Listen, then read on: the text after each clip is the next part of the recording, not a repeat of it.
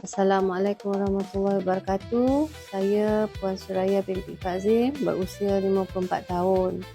Saya nak berkongsi masalah saya. Selama ini 14 tahun saya mempunyai penyakit diabetes. Nak jadi ceritanya, waktu saya sakit kena dipotong jari kelingking apabila saya gula sangat tinggi dalam 13 macam tu.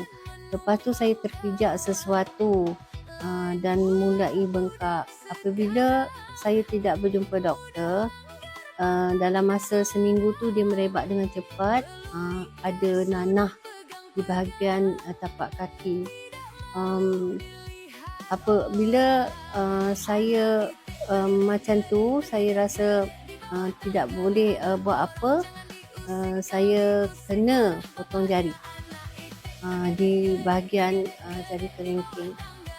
Dalam pada tu sahabat saya Puan Rina dan Tok Abah datang menziarahi saya, men-share tentang Nortika. Dan saya mulai makan setelah saya operate kaki.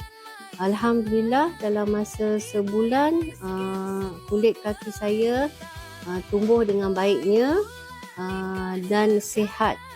Jadi saya nak share dengan sahabat, kalau boleh jangan jadi macam saya, dah kena baru kita berjaga-jaga. Tapi Alhamdulillah saya semakin sihat dan tapak kaki masih ada dan boleh berjalan lagi.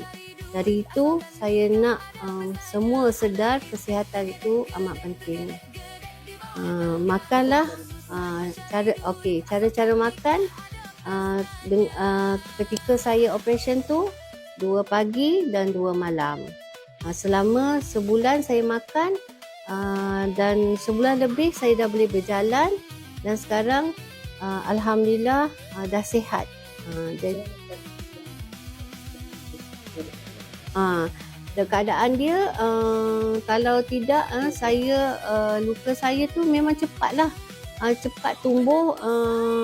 Masalahnya kalau ditengokkan keadaannya kaki tu kena kerat di tulang bawah, maksudnya kaki macam ni jari kaki tu di sini tu saya selamat, hanya dikikis kehitamannya, tapi di dalam dia sangat fresh.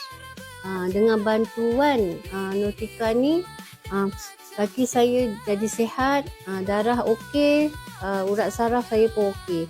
Dengan itu kulit saya semakin sembuh.